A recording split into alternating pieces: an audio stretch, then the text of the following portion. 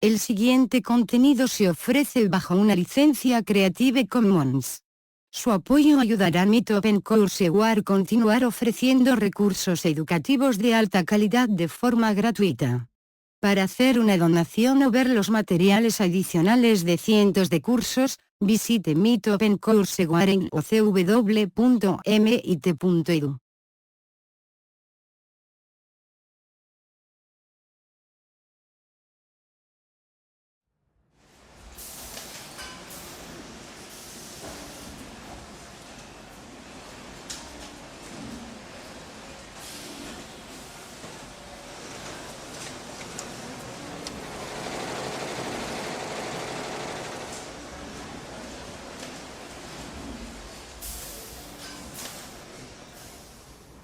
Good morning, Claudio. Good morning, Earl.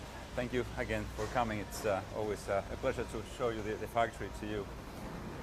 So before, the main purpose of that, I'll show you the value stream, the factory, the product flow. But before that, let me, I'm going to give you a little preview of who we are, Oh, what wonderful. we do. Yeah, well, everybody knows New Balance, but Yeah. tell us about your journey to Specifically lean. about the Lawrence factory.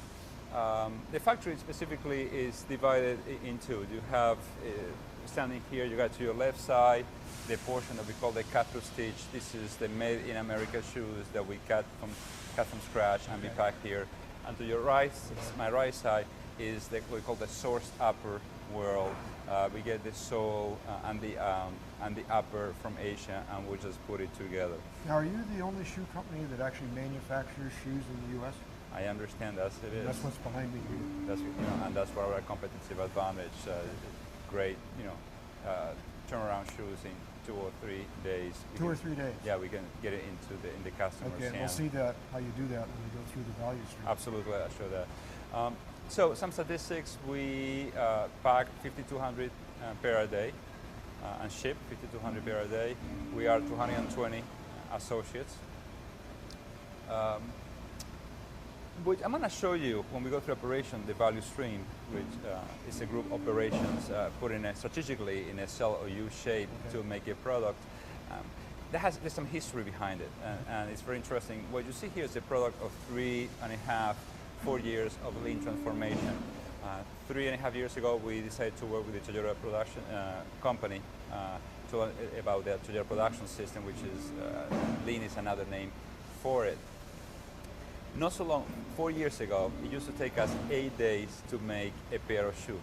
8 days. From start to finish. From start to finish. I mean, you weren't working on that shoe the whole time, but start to finish was Well, that's a 8 good days. question, because what we call the value-added work, which was only 23 minutes. So the shoe was floating in the factory for 8 days with only associates touching the shoe, adding value to the shoe for 23 minutes. When the transformation, after 3.5 years, we went from 8 days to, right now it takes us between 2 and 3 hours in a value stream to produce a pair of shoes. Okay. So that's a 98% reduction. It's still about in 23 the- minutes of value-added time? Yes, So, absolutely. So it's there's it's actually incredible. still some room potentially for improvement. Once you start lean, it becomes part of your DNA, you never stop. Okay. Well, you'll see supervisors and flow coordinators, which are our team leaders, always with a watch, looking at taking cycle time, see if there is opportunity to improve. So there are other statistics. We used to be in 2 floors. Right now we are in 1. We empty like a quarter, I think it's like close to 2,500 square feet of floor. The beginning of a value stream, that in those days were not called value stream, was like straight lines. Yep. Used to be in the first floor, the beginning, and the end on the second floor. Not too much communication. So nobody can see the whole value stream. Exactly. Yeah. And I'll show you later is from a management point of view, the ability to have a value stream where the beginning and the end meet is extremely powerful. So square footage, I think, is close to 30% reduction. Also, working process, like I said, 98%. So this is incredible. So how do we do that? Part of lean, there are 2 basic concepts. Takt time, which is flow, that based on our capacity of the value stream and availability is a takt time of 22.5 seconds, which means that it's a frequency. Takt time is a frequency of delivery. So at the end of the line, you will see a shoe leaving every 22 and Or a a half pair of seconds. shoes every 45. Absolutely. So that's the concept of the takt time and flow. And the other concept of waste. We become, actually we have a course we call waste detectives, where we put our associates to identify waste. So what is the waste from in the So lean world? is every associate a waste detective? Yes, that's where they are. Everyone here becomes a waste detective. So I have a poster very interesting that I like to use for tours and also for educational purposes, where in the lean world they are like the deadly wastes. And they are, I'll go through you, overproduction. We produce a head weighting, and it's very interesting. There are some interesting pictures with associates participating in them, of the examples. Transportation, overprocessing. So just on the weighting, for example, 8 days for 23 minutes of value added, there was a lot of weighting going on. lot of, yes, and it used to be normal. Now it's In transportation, you had 2 floors before. absolutely. Okay. Overprocessing. This is interesting ways that people don't sometimes have to understand. In this particular case, this shoe, it needs a row of stitching at the bottom. Now they put 2. People may think, well, 2 is better than 1. No, it's not. The shoe needs 1. Okay. But sometimes we tend to add 2, like maybe 3 coats of paint when 2 was enough. Oh, So very we look interesting. into that. Yeah. Excess inventory, Yep. waste. I mean, interesting asset seems to be in the balance sheet. And Seems to see be an this- asset, we'll but it's see not. this as soon as we start the value stream walk. Absolutely. This is the first part, the cutting department. Unnecessary motion. Safety has a lot to do with here. Here you have an associate placing a shoe and overstretching. Very different from getting closest to associate. And defects. And we added an A, which is unused associate creativity. Wonderful. It's wonderful. So what we've all been training here is that as we walk the floor, we do analysis, we are trying to identify this waste. If we see somebody overstretching, it's motion. If we see somebody waiting.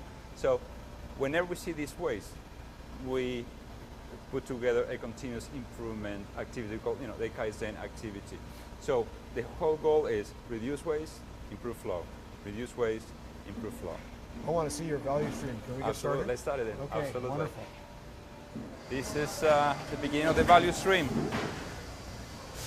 So this is the front end of your value stream here, This is the front end of the value stream. and you don't call this a department, you call it a value The stream. value stream, and the definition is value stream is a series of operations put in sequence. We call it a cell to make a particular product. Okay.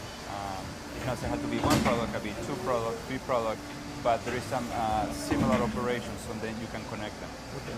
Now, in a little bit bigger sense, your value stream goes all the way back to your suppliers, and eventually out to your stores and so on. But we're looking just at the value stream, Absolutely. starting with what's coming from the suppliers, and maybe at the end we'll see what's going out to your stores.